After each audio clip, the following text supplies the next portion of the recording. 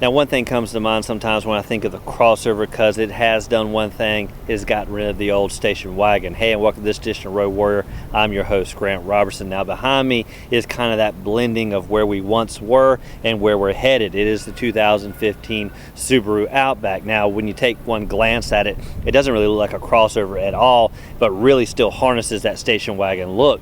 Now, what we're going to do is dive inside and kind of compare it to my nostalgic past and maybe to the future.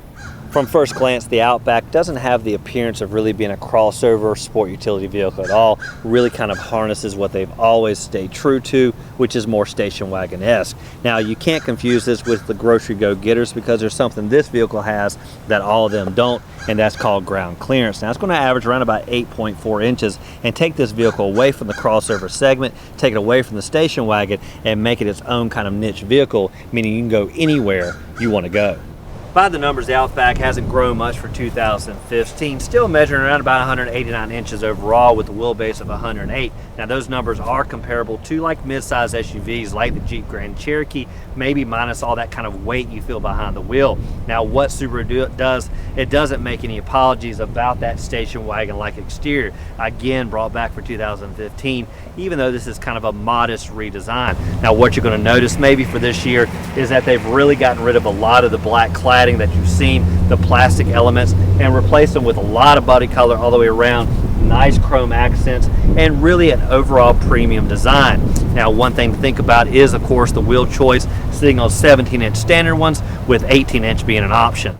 With the crossover segment, not all of them are created equal, maybe the Outback being the true exception, and one I'm referring to is that off-road worthiness, and it all starts with ground clearance. Now, this vehicle, again, has about 8.4 inches of space, but better yet, it has all-wheel drive, putting that grip at the corners. Now, what you're really looking for on anything that can go off-road is, of course, the protection on the lower third, and you're going to see this rubber cladding like you have here on the Outback, and that'll really allow you to kind of hit the off-beaten path, keeping those rocks flying and protecting this body color. Now, it's no shocker that you're going to find the Outback in kind of your mountainous region, and really having a roof rack is going to be key, because you're going to want to put a lot of that outdoor type of ventures up here on the roof, like kayaks, bikes, whatever, are going to mount quite well, and this is kind of a non-slip surface built on these. Now, when you swing around back to the end of any crossover SUV like vehicle, the cargo is at the heart of the vehicle just as much as passenger comfort. Now, what you're going to notice with the Outback is this one came with the old traditional key, but it does have a corresponding button to our power lift hatch. Now, what I did notice on this is that the power hatch does have kind of a slow operation to kind of rise to the occasion. Now, once it's out of the way, it's really going to open up to this nice kind of full-size offering when it comes to cargo. By the numbers, around about 35 cubic feet of space, and the best of all is typical Subaru style with this nice rubber protection here for the rear cargo area. Now, when you fold all the seats flat, you're going to more than double that space to around about 75 cubic feet of space, giving you plenty of area for two people and all their gear.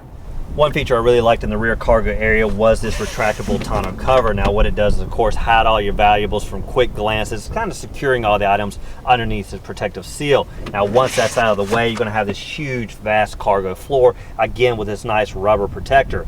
Now, underneath is going to be typical with this kind of foam insert holding all the jacks and gear associated with changing the spare. Now, should you need to in a tight jam, you, of course, have a full-size spare tucked underneath the rear cargo. Now, we talked about the cargo area, again 35 cubic feet and more than doubles with the rear seating laid down, but we got to make it quick. We got to put stuff in here, and we don't have to fumble or reach up here, so they made it easy. Right here is a handle. You simply pull on it, and those seats are going to tumble forward. There's one here and one corresponding on the other side.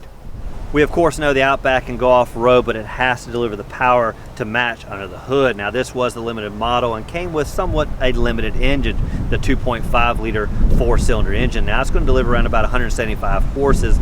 That versus the V6, which is a 3.5 liter with around about 256 horses. Now, what I really like is to have only that bigger engine that's going to deliver a lot more spunk off the line, because with this 2.5 liter, it just had too much scream and not enough bark.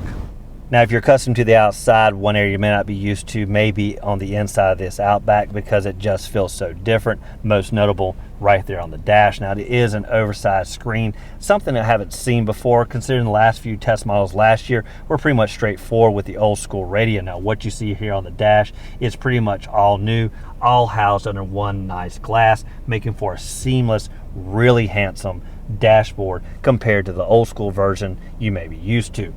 Now, with the biggest change being on the dash, that's really where you're going to spend a lot of your time, maybe getting used to this kind of newcomer to the Subaru market. Now, what I like is, of course, the innovation and the ease of operation. Minimal buttons on the side with everything really being touchscreen operation.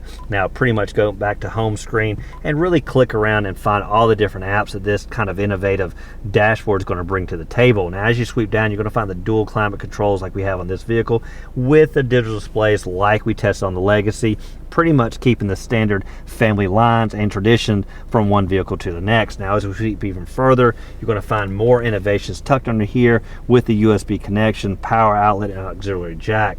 After that, everything's pretty much standard operating procedure with 2 cup holders, a little niche for this, and again, just like we found in the Legacy, you're going to find here on the Outback. When you're not carrying cargo, of course, you're going to be carrying people, and back here maybe is one of the best fits. Now, once you climb inside, again, I'm about 6 feet tall, so you really want to have a lot of space for someone like me, and back here, that is the key. Now, you're looking at about 38 inches of leg room, and really with these seat backs, you can actually recline them, kind of put them where you want and have great comfort. Now, the biggest thing I noticed was these kind of rear seat backs are sculpted like a lot of vehicles are doing, not that straight, allowing you to get that breathing room in between your knees and really have a lot of comfort when it comes to filling this with people.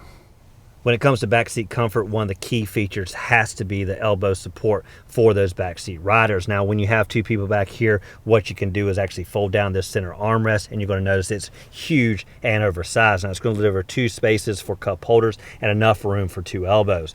Now, one thing you're not going to find in this vehicle maybe is innovation. Now, there's plenty of it up front, but when it comes to back seats, you're not going to have any. No power outlets, no USB connections. In case you really do need one, there's one tucked way back there in the cargo area. That does it for this edition of Road Warrior. I test drive behind the wheel of the station wagon, crossover Outback, that really, again, kind of blends the worlds of crossover, station wagon, SUV, sedan, and all the worlds into one. But what it doesn't do is reinvent the wheel, because Subaru still delivers that station wagon-like look. Now, again, I'd like to thank you for watching this edition of Road Warrior, and as always, keep both hands on the wheel and eyes straight ahead.